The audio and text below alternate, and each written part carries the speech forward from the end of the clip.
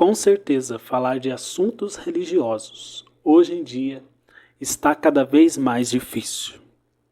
Porém, não podemos nos calar quanto à verdade dos fatos e, com certeza, da palavra de Deus Todo-Poderoso, Criador dos céus e da terra. Nós vivemos em um país cujo fundo religioso é o catolicismo romano.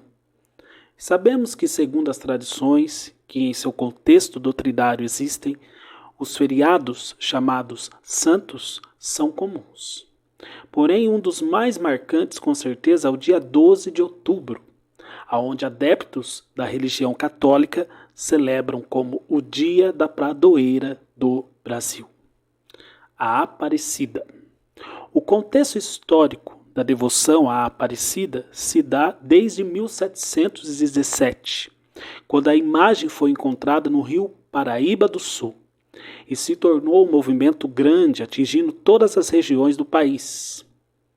De maneira que em 1930, o então Papa Pio proclama a Aparecida a padroeira do Brasil. E assim, um tempo depois, um dia designado como feriado foi dedicado a essa imagem. O ensino católico atribui a Aparecida como sendo uma aparição sobrenatural ou manifestação de Maria, mãe de Jesus, aqui no Brasil. Assim como dizem eles também, ela ter se manifestado de outras formas em outras nações. E assim por isso a Aparecida é chamada de Rainha e Senhora.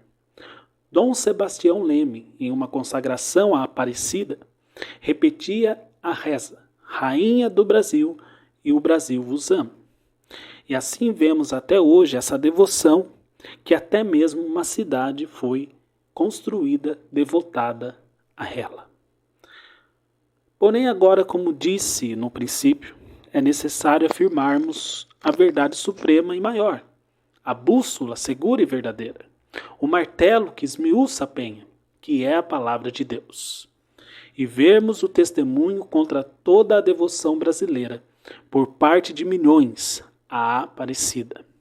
Milhões de pessoas não sabem essas coisas, porque são ignorantes a palavra do Senhor e a lei do Senhor em um todo. Porém, essa mensagem é exatamente para despertar os que dormem o sono espiritual do engano. Então, partindo do princípio, a devoção ou veneração ou adoração à Aparecida não é bíblica, e sim uma grave heresia de perdição. Vejamos o que diz a palavra do Senhor em Deuteronômio capítulo 6, verso 13, onde o Senhor diz: O Senhor teu Deus temerás, e a ele servirás, e pelo seu nome jurarás. Nossa adoração e devoção deve ser única e exclusivamente ao Senhor, porque só Ele é digno. Devotá-la, venerá-la como Rainha dos Céus, intercessora, mediadora, títulos esses atribuídos a Maria pelo catolicismo, que a Escritura Sagrada nunca atribuiu a ela. Nós vemos a Escritura chamando Maria de bem-aventurada. Sim, porque creu no Senhor. Abençoada ou bendita entre as mulheres? Sim, porque na sua virgindade, no seu ventre, o Verbo iria ser gerado pelo Espírito Santo para participar da natureza humana sem pecado e habitar entre os homens, para cumprir o plano da redenção. Porém, como vemos em Lucas 1, do verso 46 ao 56, em seu cântico de adoração a Deus, Maria se coloca como serva, não rainha do céu, e confessa a Deus, o Senhor, como seu Salvador. Nós vemos no Antigo Testamento algumas mulheres e também homens do povo de Deus, do Israel, da Antiga Aliança, que em uma apostasia terrível começaram a venerar, cultuar a uma deusa chamada Rainha dos Céus, como podemos ver em Jeremias 7, no versículo 18. Tais homens desviados da fé e do Senhor em Israel irritaram ao Senhor e o Senhor derramou sua ira sobre os tais e o lugar, como podemos ver em Jeremias capítulo 44. Então nós vemos que Satanás, de diversas formas, nas gerações posteriores, veio com seus disfarces para desviar o povo de Deus e os homens da palavra do Senhor. E ele fez isso muito eficazmente após a partida dos apóstolos. Por isso que a reza que diz, rogai por nós, devotando assim a Maria, ou o cântico que a venera como rainha, é a abominação ao Senhor, porque no trono do céu, no sublime trono majestoso, o Pai só disse a seu Filho Jesus Cristo, que é um com ele, como está no Salmo 110, verso 1, onde Davi profetizou. Disse o Senhor ao meu Senhor, assenta-te à minha mão direita, até que ponha os teus inimigos por escabelo dos teus pés. Esse é Jesus, aquele que ressuscitou dos mortos e está vivo pelos séculos dos séculos, o Rei da glória, que é o sumo sacerdote eterno, segundo a ordem de Melquisedeque, aonde a própria Escritura diz isso, em Hebreus capítulo 8, Hebreus capítulo 1, e também no clássico texto de 1 Timóteo 2,5, que diz, porque há um só Deus e um só mediador entre Deus e os homens, Jesus Cristo, homem. Mediador, aquele que é a ponte, o caminho, o qual é o único para se achegar ao Deus Todo-Poderoso.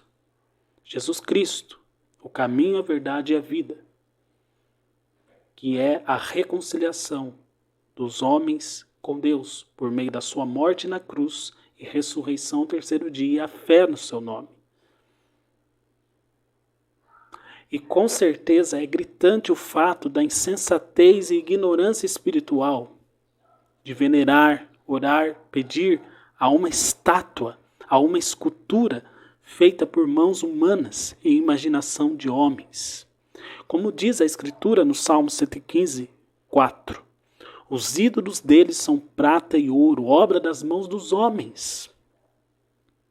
E também o profeta diz, congregai-vos e vinde, chegai-vos juntos, vós que escapastes das nações, nada sabem os que conduzem procissão às imagens de escultura, feitas de madeira, e rogam ao Deus que não pode salvar. Isaías 45, 20. E o Senhor testifica de novo, dizendo de sua soberania e grandeza sobre os ídolos, em Isaías 45, 21. Porventura não sou eu o Senhor? Não há outro Deus senão eu. Deus justo e salvador, não há fora de mim. E quanto aos sinais? Sim, pode ocorrer sinais, supostas maravilhas.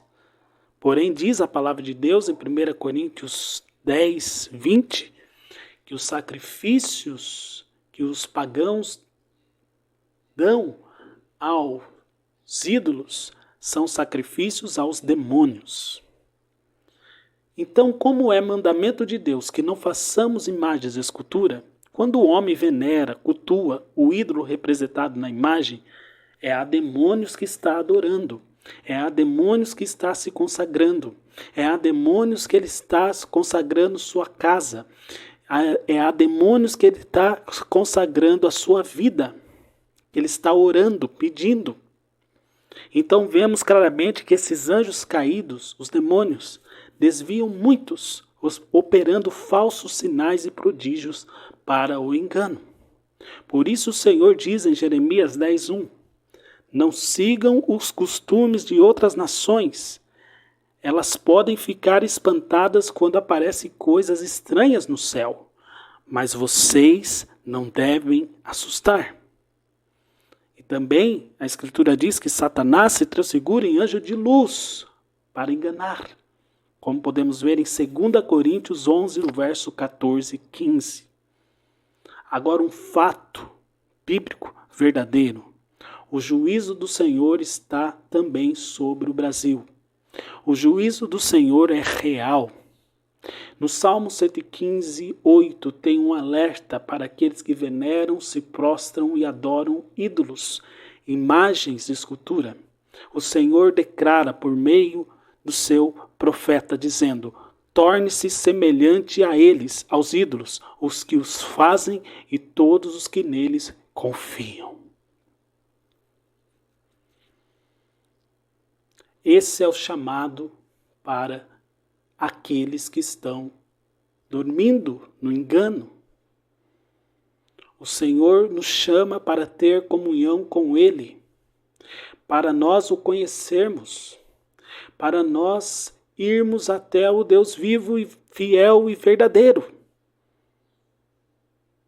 Aquele que é o verdadeiro Deus e vida eterna, Jesus Cristo, que em sua palavra diz: se alguém tem sede, que venha a mim e beba.